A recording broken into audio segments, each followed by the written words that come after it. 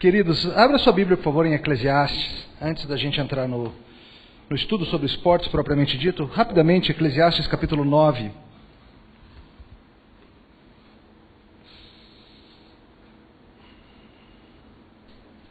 Assim, o Ronaldo tem um guiazinho, se você quiser só para você acompanhar melhor onde eu estou indo.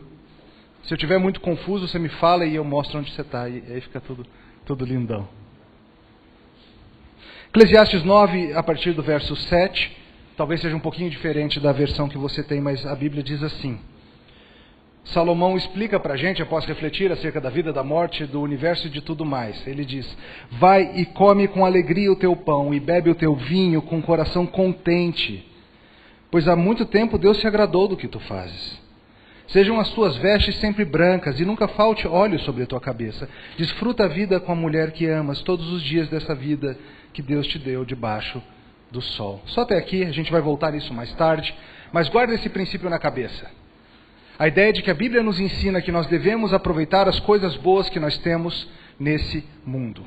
Isso é algo importante, a gente vai pensar acerca de diversão hoje, ou entretenimento, mas mais especificamente nós vamos falar sobre esporte, sobre o amor da humanidade por esporte. Chegou aí o papel? Deixa eu abrir o negócio aqui então.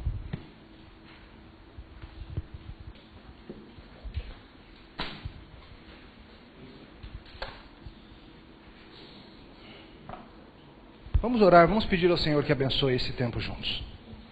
Obrigado, Senhor, por essa oportunidade, obrigado por cada um que está aqui. Nós somos gratos por separar esse tempo e espaço para que nos uníssemos a refletir e a pensar nas coisas desse mundo que o Senhor nos deu. Pedimos que direcione esse estudo e todos os demais hoje e amanhã. Em nome do Senhor Jesus. Amém. Queridos, vocês sabem que a questão de esportes é algo que é extremamente caro ao coração do brasileiro. Talvez alguns de vocês sejam fanáticos por esportes, outros não são tanto, mas certamente se divertem, buscam certa maneira de diversão. E é incalculável o tempo, o dinheiro e os esforços dedicados aos esportes no nosso país. Talvez você saiba que tem diversos ramos do conhecimento que buscam estudar o esporte. Nutricionistas, médicos, sociólogos, psicólogos, antropólogos, jornalistas, políticos, publicitários, pessoal da educação física, é claro. Tem diversas áreas do saber humano que se dedicam a uma investigação do que é o esporte, por que ele é importante para a nossa sociedade, para o nosso mundo, por que a gente pensa nisso tanto. A proposta hoje é a gente fazer algo que faz muito pouco. Nós olharmos teologicamente, biblicamente, para essa questão de algo que é tão importante para as pessoas da nossa cidade, das pessoas do nosso país, para nós mesmos também. Então a ideia, queridos, é a gente focar nisso. Normalmente quando a gente pensa em esporte biblicamente, ou a gente só fala de como é que eu vou usar esporte para evangelismo? Ou então a gente entra em discussões éticas como o crente pode assistir MMA? Só se o lutador for crente também? Como é que é? Qual que é a regra? Ou então a gente pensa, tem que mudar a hora do culto no dia do jogo do Brasil na Copa do Mundo? Faltam alguns meses para a gente ter que tomar essa decisão e você sabe que vai dar muita briga em muita igreja. O que vai acontecer com isso? Essas coisas são válidas e boas, é claro, mas o que eu quero aqui com vocês é fazer uma análise teológica de por que nós gostamos tanto desse negócio. Depois a gente pode pensar sobre essas outras coisas, mas a ideia é vamos analisar sobre o ponto de vista da sabedoria divina. Por que nós amamos criar e participar de esportes? A ideia é a seguinte, queridos, são 2 palestras e a gente vai falar numa tríade de criação, queda, redenção. Ao tratarmos desses 3 níveis, a gente vai entender melhor essa situação, tá bom? Então vamos primeiro, antes de tudo, fundamentar uma coisa que tem que estar bem legal na sua cabeça. A ideia de que nós, como imagem de Deus, somos criadores obedientes e desobedientes. Como assim? Você já pensou acerca do fato de que todos os seres humanos, porque são imagem de Deus, vivem da maneira que Deus mandou viver? Como assim, pastor? Eu conheço um monte de gente que não vive da maneira que Deus mandou viver. Ao mesmo tempo, nós somos obedientes e desobedientes. Lembra lá antes da queda? Deus deu algumas ordens para a humanidade. Você lembra quais eram? Me ajuda a lembrar. O que Deus falou para a humanidade? Não, no caso era um cara só, mas o que Deus falou para o nosso representante, Adão? Ele falou sobre dominar sobre os animais, dominar o jardim, cultivar, criar, proteger, ou seja, desenvolver o mundo que ele fez. O que mais que ele falou em relação a Eva? Ele falou, casa com a tua mulher, desfruta a vida com a mulher que eu te dei, e tenha muitos filhos. E além disso, ele nos deu a ordem de descanso, exemplificada no próprio descanso que ele faz. Agora pensa o seguinte, todos os rebeldes que não se dobram perante Deus nesse mundo, obedecem a Deus nessas três coisas. Todos eles. Eles buscam formas de descanso, eles buscam formas de amor e sexo e procriação, e eles buscam produzir e consumir cultura. Claro, fazem em rebeldia, fazem tentando pisar o pé de Deus, mas fazem. Por que fazem? Porque não tem como o ser humano deixar de ser imagem de Deus. Nós necessariamente funcionamos no mundo de Deus com instrumentos dados pelo próprio Deus. Nós somos inconsistentes até mesmo na nossa rebeldia. Sabe o que seria um ser humano verdadeiramente rebelde? Seria alguém que não descansaria nunca, mas ao mesmo tempo alguém que não trabalharia nunca, porque Deus mandou fazer as duas coisas. Seria alguém que nunca iria se casar, que nunca iria produzir ou consumir cultura. Você conhece alguém assim? Não existe. Porque embora sejamos rebeldes contra Deus, nós seguimos no trilho que Ele fez, de certa maneira. Somos imagem de Deus. Claro, o homem faz isso cuspindo no rosto de Deus, mas faz. Aqui a gente tem que entender uma coisa, queridos. Essa ideia de inconsistência é importante. O homem foi feito para funcionar no mundo de Deus. A queda bagunçou tudo, é verdade.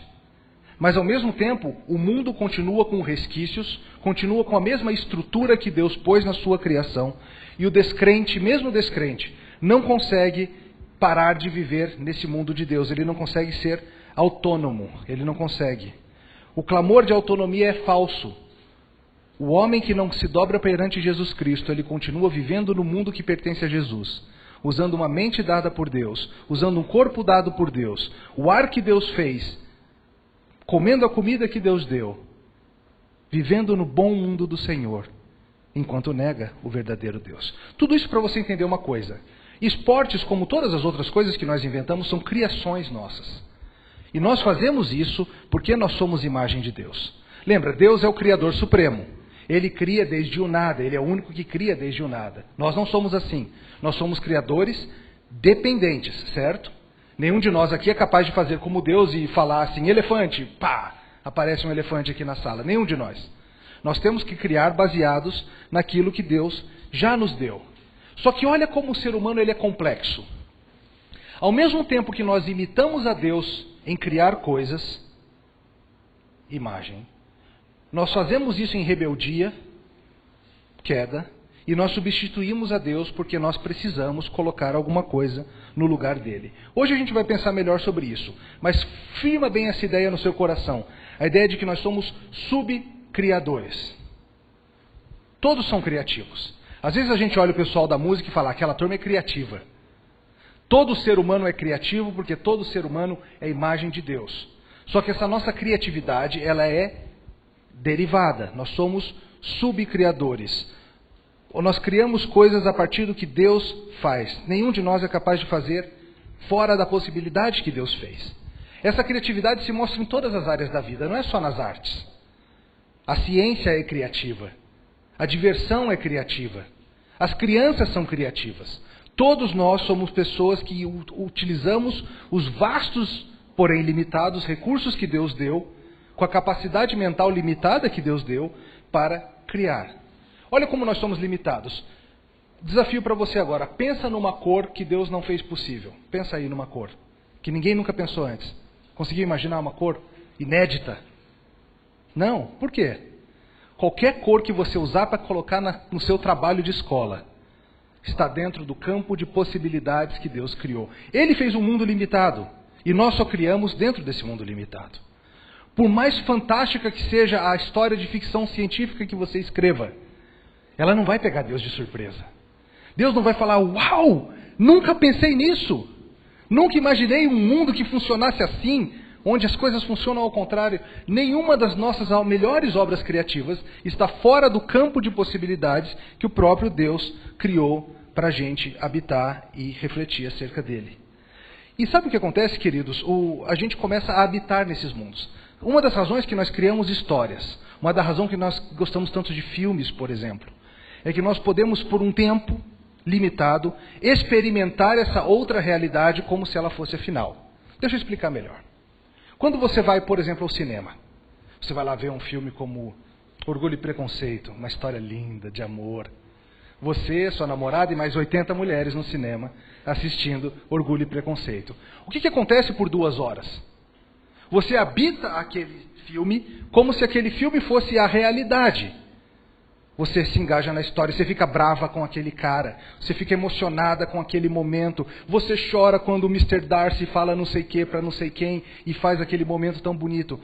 Por que você está chorando por coisas que não existem? Por que você está bravo com algo que não é real? Mas aquilo é real, de certa forma. Seu coração está habitando aquele momento e você está vivendo diante daquela subcriação. Essa expressão é do Tolkien, escritor do Senhor dos Anéis. Essa subcriação, a gente tem o poder de morar lá dentro e receber coisas que nos agradam. E por isso que a gente volta. É tão legal a experiência de ver um filme que você volta. É tão boa a experiência de participar de um jogo que você volta de novo. O Tolkien, ele diz o seguinte: é claro que as crianças são capazes de ter o que nós chamamos de crença literária, quando a arte do criador de histórias é boa a ponto de produzi-la. Nós entramos num estado chamado de suspensão voluntária da incredulidade. Mas a verdade é que algo mais interessante está acontecendo.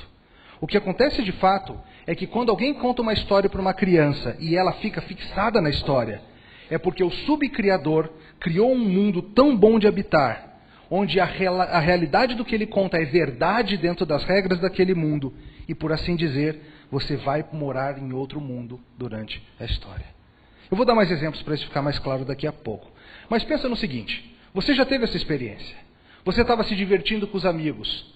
O tempo passa rápido. Você está lá jogando Banco Imobiliário, Uno, sei lá o que vocês jogam. E o tempo passa diferente. Você está no cinema com a sua namorada. O tempo passa diferente. Você está assistindo um jogo de futebol ou um interminável jogo de beisebol que alguns gostam. O mundo adquire uma característica especial. A imaginação funciona diferente. O quarto pode virar uma espaçonave. O jogo de futebol na rua vira uma recriação da final do campeonato. O futebol de botão se torna na sua mente aquilo que você viu na TV. Um homem chamado Peter Berger, um sociólogo cristão, ele diz que o brincar, a diversão, é uma espécie de uma intrusão de outro mundo no nosso mundo normal, um sinal de transcendência. Das diversas coisas que a gente inventou, os esportes são uma das mais interessantes. Jogos, brincadeiras, esportes, eu não sei se esporte eletrônico conta como esporte, Counter-Strike, eu não sei. Deixo para vocês jogarem. Mas a ideia é a seguinte, sempre que nós criamos um jogo, ou participamos de um jogo, a gente está exercitando esse dom que Deus nos deu, de sermos subcriadores, de fazermos coisas utilizando o mundo que Ele deu. E a gente inventa todo tipo de jogo, todo tipo de brincadeira. Agora é interessante que, porque nós somos imagem de Deus, criados à imagem de Deus, as nossas criações sempre vão, necessariamente, refletir a forma que o próprio Deus fez o mundo. Deixa eu repetir isso. Você é incapaz de criar independente de Deus. Quando você cria, você de alguma forma o imita. Você faz do jeito que Ele faz. Deixa eu dar alguns exemplos para ficar mais claro. Vamos pensar em esportes. Deus criou um mundo com regras, com leis. Sim, que tipo de leis? As leis da física, por exemplo, leis naturais. Que outras leis? Morais, leis de como deve ser. Deus criou um mundo que funciona num sistema de regras. E sempre que nós criamos os nossos mundos, nós criamos também um sistema de regras.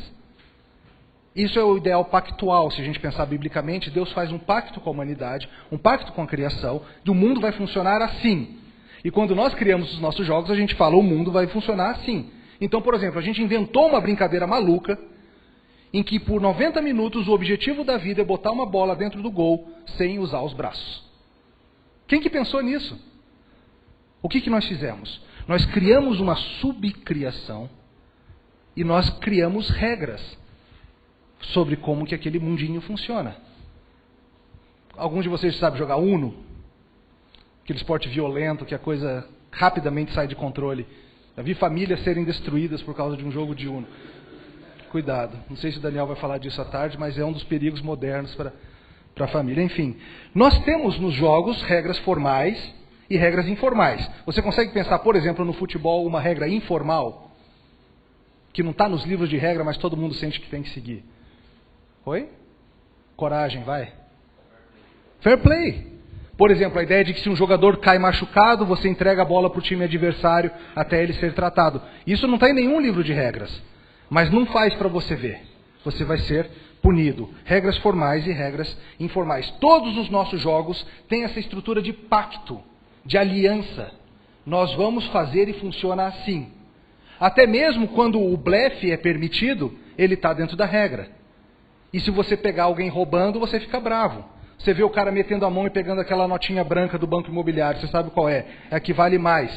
O que você faz? Você fica chateado. Você não gosta. Por quê? Porque ele está quebrando as regras do mundinho que nós criamos para nos divertirmos juntos. Todo jogo tem regra. Até Calvin Ball. Sabe o que é Calvin Ball? Não? Vocês não leem Calvin e Haroldo? O Davi lá atrás sabe. Calvin Ball é o jogo que ele criou. E a regra é a seguinte, a única regra é que nenhuma regra pode ser usada duas vezes. O jogo tem que ser sempre diferente. E o jogo muda cada vez que se joga.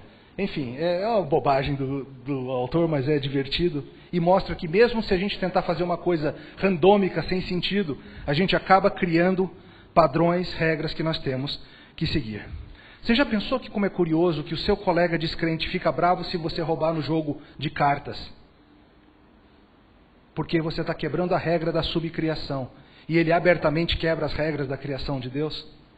Você está vendo a inconsistência? Ele não vê. Ele acha que pode fazer o que ele quer com a vida dele. Mas se você tentar fazer no jogo de cartas dele ou no banco imobiliário dele, ele vai mostrar o que ele pensa. Esse é um princípio, regras. Nossas criações têm regras. Outro princípio que está sempre presente é a ideia de comunidade. Nós fomos feitos por Deus para viver em comunidade. Todo ser humano foi feito para viver e habitar em relacionamento. Está aí a ideia de unidade, diversidade. Deus é trino, unidade e diversidade. Nós somos uma humanidade, criados não para viver só, mas para viver em conjunto. E os nossos jogos visam fomentar, trabalhar essa ideia também.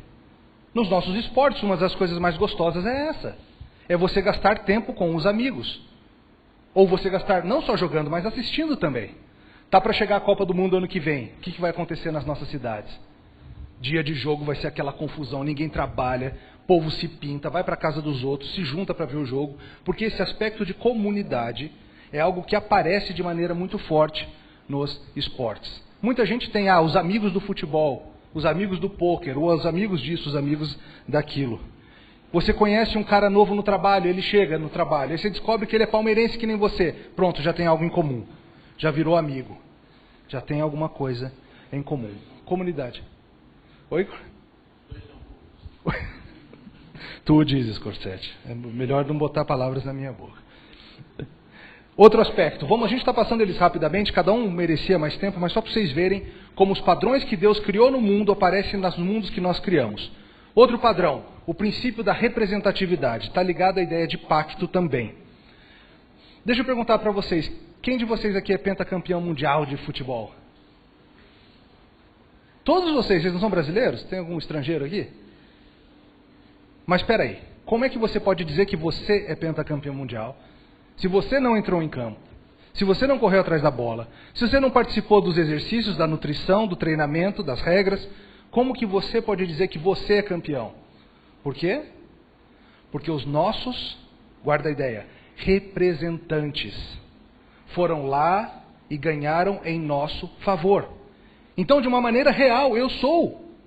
Porque ele ganhou por mim. Ele não estava jogando só por ele. Ele estava nos representando. Você já pensou como essa ideia de representação ela está em tudo que Deus criou, em todas as esferas? Pensa, por exemplo, na ideia de Estado. O Estado funciona com representantes? Pessoas que fazem em nome de outros? Por exemplo, se nossa presidente declarar guerra com a Argentina. Vamos invadir a Argentina, queremos montanhas nevadas, vamos pegar deles. Se acontecer isso, você entrou em guerra também? Sim, você não tem opção. Tua representante declarou guerra contra a Argentina, você entrou junto. Esse princípio está no Estado. Esse princípio está na família? Sim, biblicamente, o marido é o cabeça da igreja, da família, como Cristo é o cabeça da igreja. Em todas as esferas que Deus criou, esse princípio existe. Está embutido no nosso coração. E quando a gente vê essas coisas nos pactos da Escritura, a gente vê também os representantes. A gente vê primeiro Adão, Noé, Abraão, Moisés, Davi, e claro, culmina no grande representante, o Senhor Jesus Cristo. Isso se mostra em tudo que nós criamos. Então essa ideia de representatividade aparece, por exemplo, no futebol, na Copa do Mundo. O que representa ali? Os atletas nos representam. Ao mesmo tempo, os atletas representam também o país, não só os indivíduos, mas a ideia de um povo. Então, se alguém fizer alguma coisa feia lá na Copa do Mundo, os jornais vão trouxe desonra sobre o país. Isso foi vergonhoso. O que mais? Dentro do time tem um representante? Vocês que conhecem futebol. Tem o capitão do time. O que o capitão faz? Ele representa os outros jogadores diante do juiz.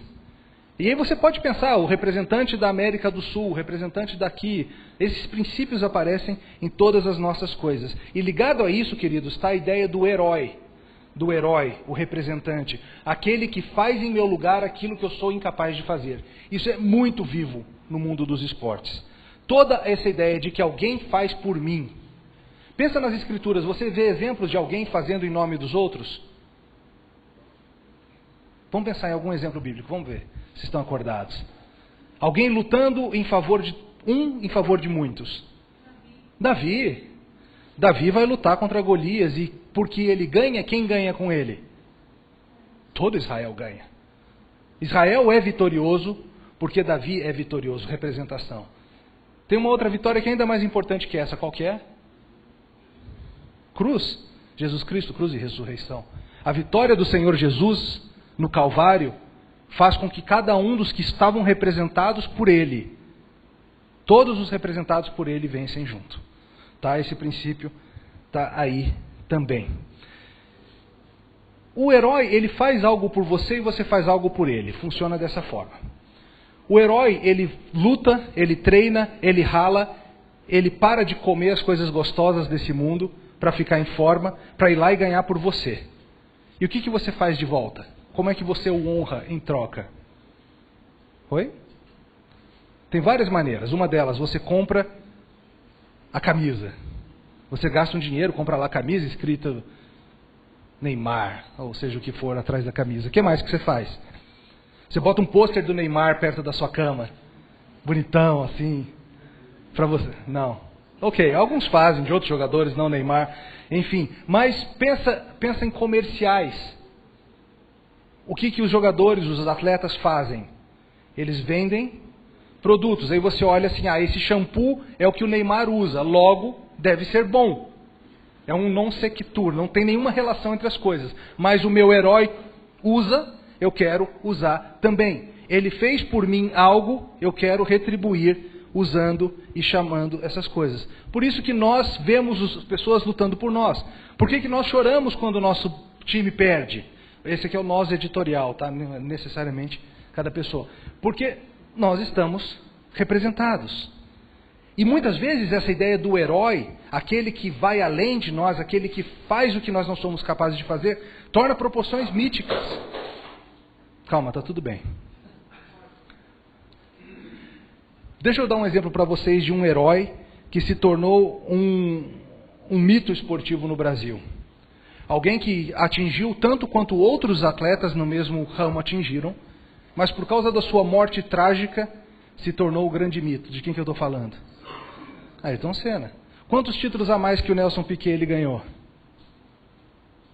Nenhum. Ganharam o mesmo número. Mas, um deles você percebeu o declínio.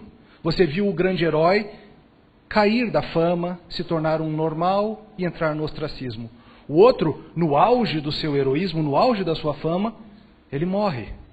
E aí fica aquela ideia de quanto mais o nosso herói teria feito.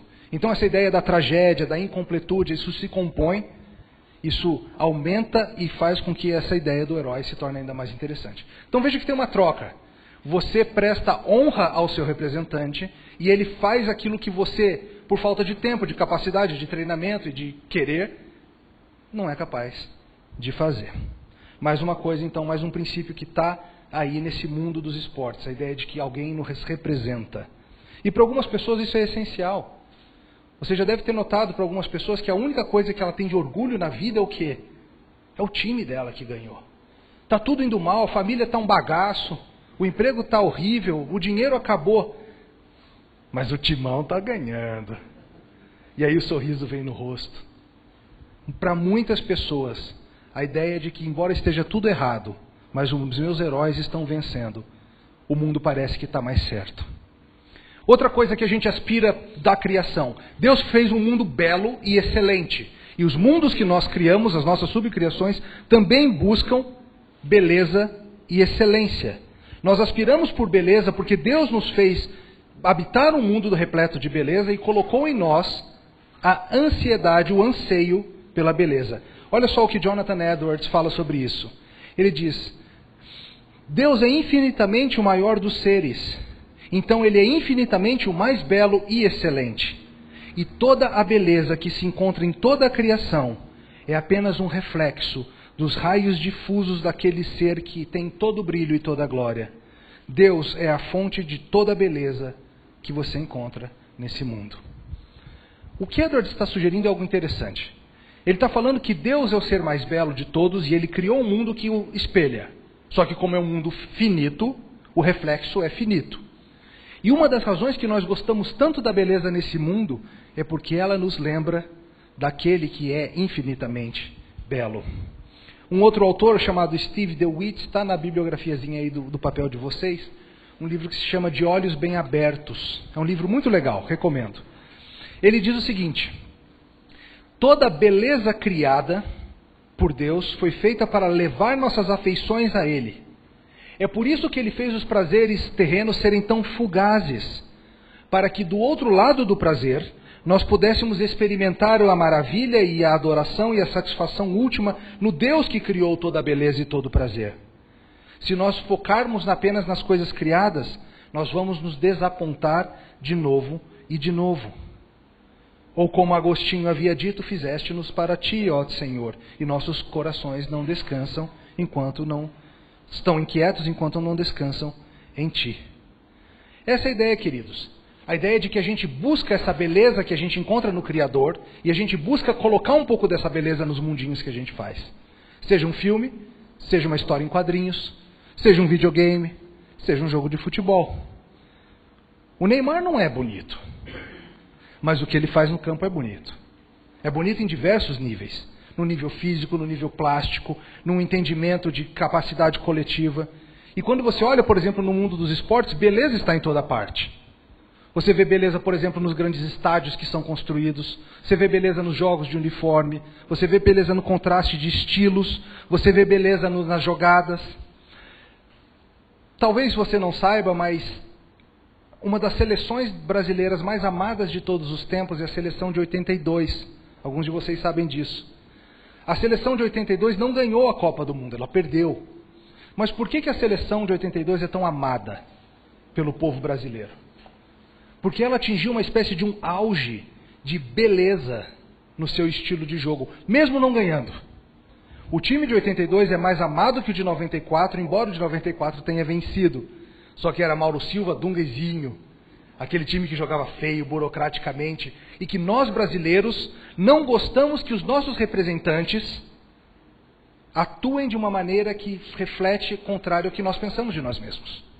O brasileiro gosta de pensar acerca de si mesmo como um povo alegre, que mais? Criativo, improvisador. São coisas que nós brasileiros gostamos de pensar a nosso respeito. E nós queremos que os nossos representantes façam semelhante. Então, quando uma seleção como a de 82 faz, e joga bonito, e é impressionante, parece que está tudo indo bem. Mas quando uma seleção vai e avança, como foi a da última Copa, jogando feio, jogando na trombada, na pancada, a gente fala, peraí, esse não é o nosso futebol. Tem algo errado com isso. Nessa última Copa, com a seleção do Dunga jogando feio, jornalistas estrangeiros começaram a escrever artigos reclamando. Esse não é o futebol do Brasil, o que vocês estão fazendo? Vocês têm que jogar bonito. Futebol, força, isso aqui é para os outros. Vocês têm que jogar de forma bela. Nós queremos beleza, nós queremos isso no que nós vemos. John Piper diz o seguinte: por que nós assistimos à Copa do Mundo? Por que nós assistimos à ginástica quando chegam as Olimpíadas? Por que nós vamos para o Grand Canyon? Por que vamos para os Alpes, para o oceano? Por que a gente sempre quer estar algo do que é grandioso, do que é belo, do que é magnífico e excelente? Porque nós fomos criados para isso.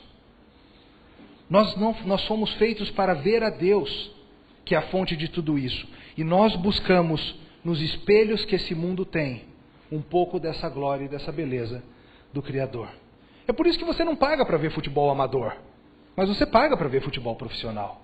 Porque tem excelência, tem beleza. E se for 0-0, você fica triste. Você sente que não valeu o dinheiro.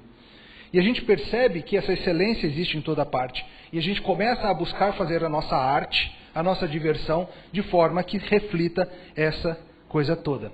Mais uma frase desse DeWitt. Ele diz o seguinte: esta é a bênção da arte. Ela nos lembra, ela traz de volta a memória dentro de nós, de um tempo em que a vida não era quebrada ou escura.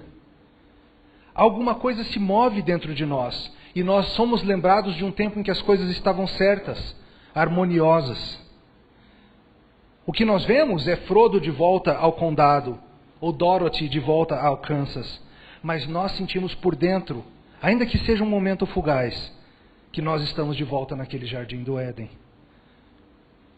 Por exemplo, pode ser que o ritmo e a rima de um poema te leve para esse lugar.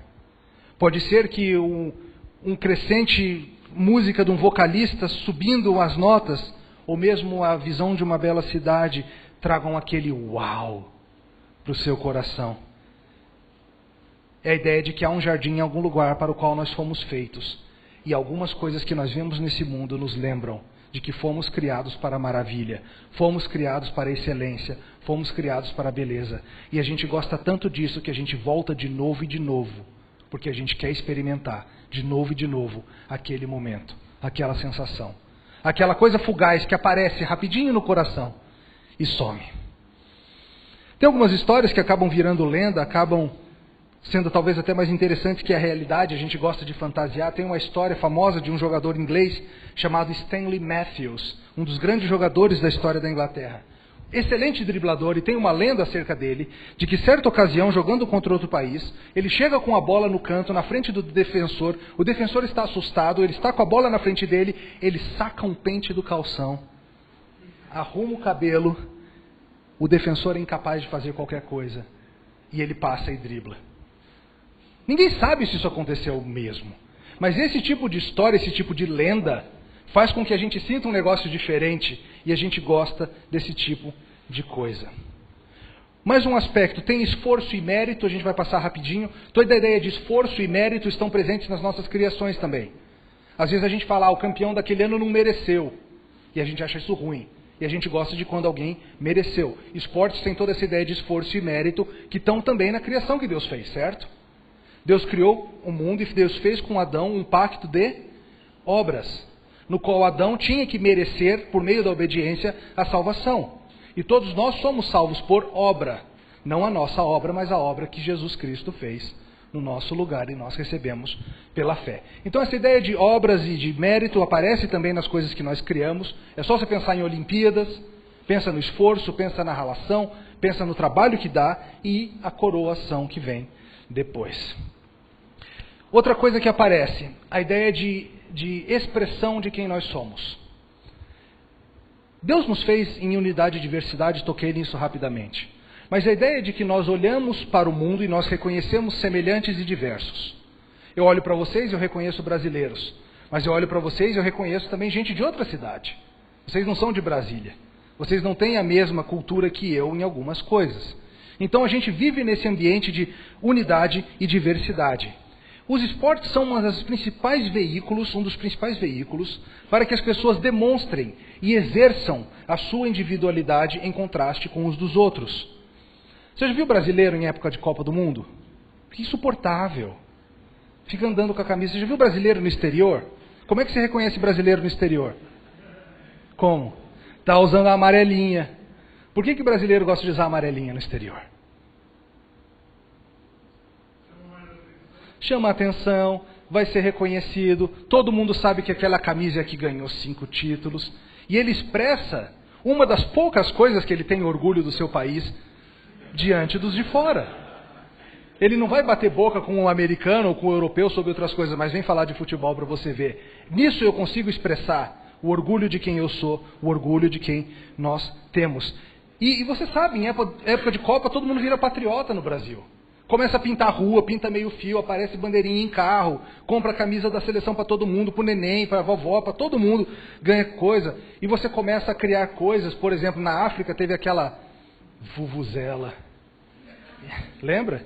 Aí tentaram forçar a barra e criar a versão brasileira, negócio lá da cachirola, enfim, deixa para lá. Os esportes têm sido, queridos, uma das principais formas de povos oprimidos, ou povos que sofrem segregação, demonstrarem o seu valor.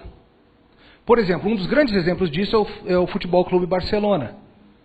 Não sei se você sabe, mas na época da ditadura na Espanha, a Catalunha, a região do time Barcelona, queria independência, foi oprimida, foi pressionada, e a única forma, a única ocasião em que os catalães podiam de fato demonstrar o orgulho étnico, patriótico da nação deles, era no esporte. Qualquer outra tentativa, tenta fazer um desfile em praça pública, vai ter bomba, vai ter opressão. Mas lá no estádio, lá eu posso usar as cores da minha bandeira do estado, lá eu posso usar e falar em catalão e cantar o hino do time. E o Barcelona se tornou, por isso que o lema deles, qual que é, alguém sabe? Mais que um clube. Porque a ideia é, isso não é simplesmente um time de futebol. Isso é um time que representa as aspirações de todo um povo, que deseja ser reconhecido como algo que vai além da Espanha, algo que é uma nação em si. E o time se tornou isso. É o próprio orgulho de ser torcedor do Barcelona. Na Espanha tem outros times assim, o time de Bilbao, o Atlético de Bilbao, é a mesma coisa com o País Basco. Por muito tempo, eles sequer permitiam que jogadores nascidos em outras regiões do país jogassem no time. Era como se o Corinthians falasse, só paulista pode jogar. Nasceu em qualquer outro estado, não pode. Imagina como seria. Mas essa é a ideia. Times demonstrando, servindo como veículo para nós mostrarmos quem somos e apreciarmos isso. Ao mesmo tempo, esse fenômeno fica mais interessante. Você vê camisa do Barcelona aí pela cidade? Claro que vê. Lá em casa tem também. Se você procurar, você acha. Por quê? O Barcelona serviu como um elemento que identifica um ideal de futebol, de estilo e de beleza também, que tomou ares internacionais.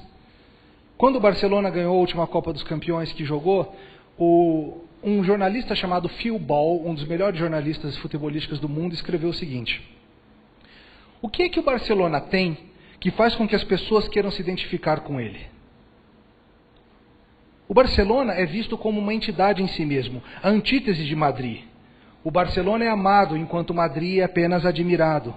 Os europeus, e agora o mundo, começaram a associar o time do Barcelona com um romantismo, uma espécie de um espírito liberal de artes e política, de livre expressão criativa. E quando esse time está numa das suas grandes fases de ouro, parece que o mundo está andando no seu eixo. Identificar-se com o torcedor do Barcelona é se declarar diante do mundo como um esteta do futebol, alguém que ama a estética e a beleza do esporte. Ao mesmo tempo, você vê outras separações, e a gente já começa a entrar aqui no nosso segundo assunto, que é a questão de queda. Ao mesmo tempo que a gente mostra quem nós somos por meio do esporte, nós muitas vezes mostramos o lado ruim de insistir em quem nós somos a despeito do outro. Futebol em Israel é muito interessante. Na sua bibliografia tem um livrinho que depois eu te mostro se você quiser ver, que fala sobre futebol no Oriente Médio, e um capítulo em cada país. O capítulo em Israel mostra algo muito curioso. Os times das cidades diversas sempre têm um prefixo que identifica qual é a linha de quem gosta e de quem segue o time. Tem os times Hapoel, que são os times dos trabalhadores em geral. Tem alguns times que são Hapoel, então é o time do povão, e geralmente alinhados à esquerda política. Tem os times que começam com Maccabi, como Maccabi Tel Aviv, que geralmente é o pessoal da classe média. E tem os times que são os Beitar, como Beitar Jerusalém, que representa a direita religiosa. Então você escolhe o seu time baseado não tanto em que time o vovô torcia, mas você começa a escolher o time basicamente em esse time representa o que eu penso acerca da sociedade, política e tudo mais. Vamos mais 5 minutinhos para a gente entrar no outro assunto, vamos falar de queda, aí a gente para o nosso intervalo. É isso, Ronaldo? A ideia é dar 45? 11 horas a gente para. Vamos seguir então. Tendo pensado em criação, em como as nossas criações refletem a criação de Deus em diversos elementos, regras, beleza, princípio da representatividade, esforço e mérito, unidade e diversidade, vamos pensar agora no aspecto de como a queda vem e destrói com tudo isso. Arruína com esse mundo, quebra esse mundo.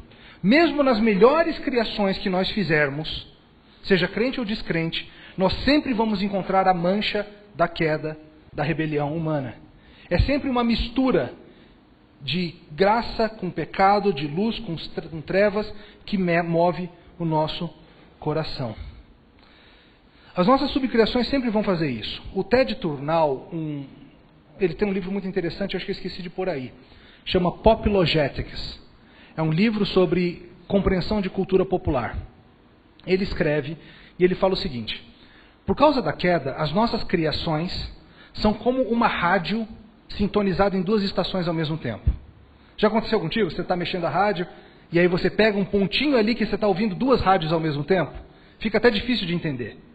Só que ele leva a ideia adiante. Ele fala, imagina que a segunda rádio está usando a programação da primeira rádio para tentar abafar a primeira rádio. Imagina a confusão que é tentar ouvir isso. Nossas criações são assim. Ao mesmo tempo em que nós criamos um jogo, um esporte, e nisso nós expressamos quem somos como imagem de Deus, nós usamos esses mesmos elementos para tentar nos rebelarmos e abafarmos o conhecimento, determos a verdade pela injustiça, tentarmos fingir que Deus não existe. Essa é a nossa tragédia. Nós pegamos o Romanos 1, 18 a 25, fala bastante disso. Nós pegamos o claro conhecimento de Deus que tem nesse mundo e nós distorcemos, nós abafamos, nós detemos a verdade pela injustiça, de forma que nós fingimos que Deus não existe. Só que ao mesmo tempo a gente continua funcionando no mundo de Deus. O que a gente faz então? A gente acha maneiras alternativas de fazer o que Deus quer que nós façamos. E uma das principais que nós temos é justamente nas criações. Deixa eu explicar melhor. Um dos elementos que Deus fez em nós é a questão da religiosidade.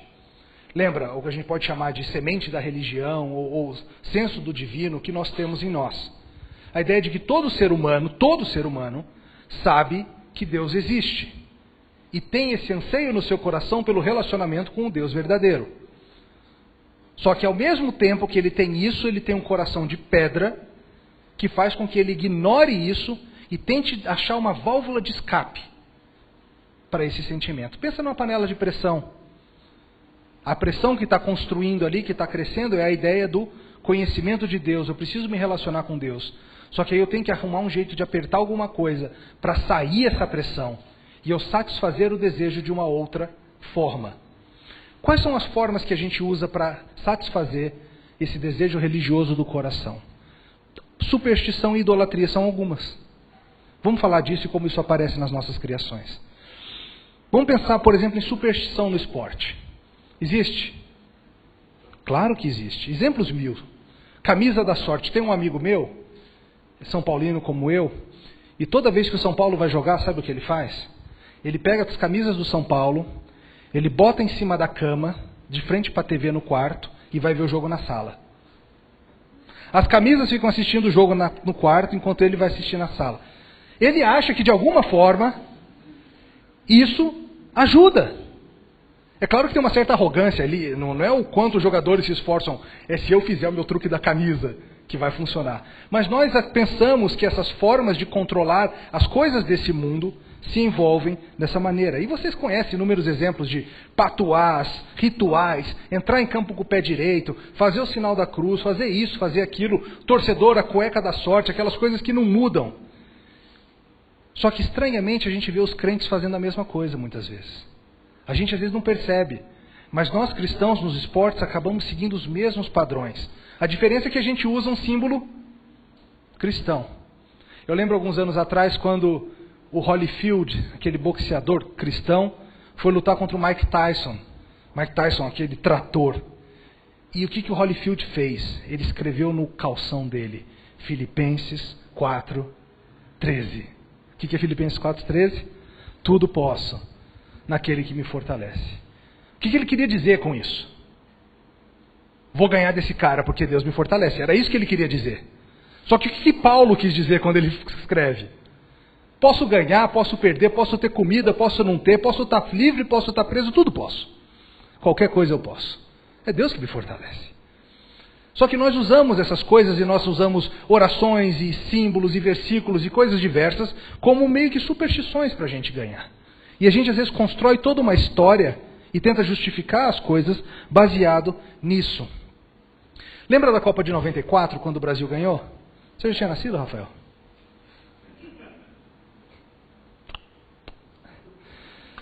Copa de 94, o Brasil ganhou a Copa e ganhou da Itália na final. E teve um momento chave. Lembra quem que bateu o último pênalti da Itália? Quem que foi? Roberto Baggio. E qual que foi a história que foi construída ao redor disso, lembra? Ele era budista. Baggio, o budista, contra Tafarel, o goleiro cristão. O goleiro de Deus. E isso vendeu o livro adoidado. Quem venceu o tetra era o título do livro. E dentro era toda essa ideia de que Deus venceu o tetra, por quê? Porque era um atleta cristão contra um atleta budista. É claro que em outras Copas não deu certo, mas a gente fala da que deu. Claro. Mas no livro ele explica que havia um grupo de 6 ou 7 atletas cristãos, e eles começaram a se reunir e fazer reuniões de oração na concentração, e pedindo a Deus o seguinte: Senhor, que ganhe a Copa o time que for te trazer maior glória. E como eles eram o que tinha mais cristãos, o Brasil ganhou a Copa. Você vê como a gente age? Às vezes a gente reduz coisas a um simplismo que não é correto. É um reducionismo mesmo que a gente pensa, é isso. E a gente está agindo como pagãos muitas vezes, apesar de usar uma linguagem de crente. Copa da África, tem um livro aí na sua bibliografia que fala sobre futebol na África.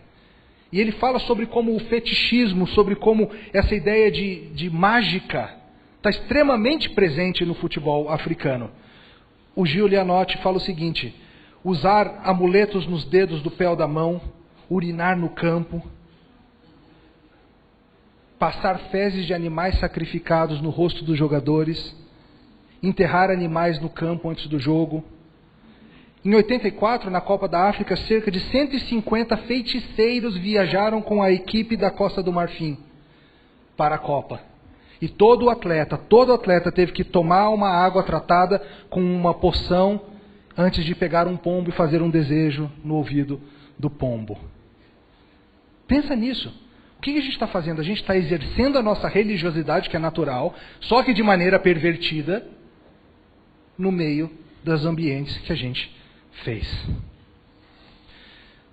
Conhece a história de por que o Brasil usa a camisa azul no futebol? Copa de 50 o Brasil perdeu, lembra? Lembra, vocês não estavam lá, mas sabe? O Brasil perdeu no Maracanã contra o Uruguai. Nenhum de nós estava lá. Nem o Corsete estava lá. A gente vai jogar, espero que não seja Brasil e Uruguai de novo no Maracanã, só porque eu não estou afim de ler e ouvir falar disso por meses. Enfim. O Brasil perdeu e o uniforme da seleção brasileira era branco. O Brasil jogava de branco até a Copa de 50. Chegou nas outras Copas, o pessoal resolveu mudar porque estava dando azar, vamos jogar de amarelo. Joga de amarelo. O Brasil foi avançando na Copa de 58, Pelé, Garrincha, tudo aquilo. Chegou na grande final. Só que chegou na final, tinha um problema. A final era contra a Suécia. E a Suécia usava amarelo. E a Suécia não fez a gentileza de deixar o Brasil jogar com a sua camisa. Então o Brasil teve que arrumar um outro uniforme. Ninguém tinha levado 2 uniformes. Era só um. A delegação arrumou um jeito. Saíram andando pela cidade, descobriram uma loja de artigos esportivos que tinha um jogo de camisas azuis. Compraram a camisa azul, bordaram lá o distintivo, e aí Paulo Machado de Carvalho, o Marechal da Vitória, como era chamado, o chefe da delegação, chegou para os jogadores. Ele sabia que todos iam interpretar aquilo como um sinal de azar. Então olha a sacada dele. Conhecendo o coração pagão da humanidade, ele faz o seguinte. Ele fala, tenho excelentes notícias.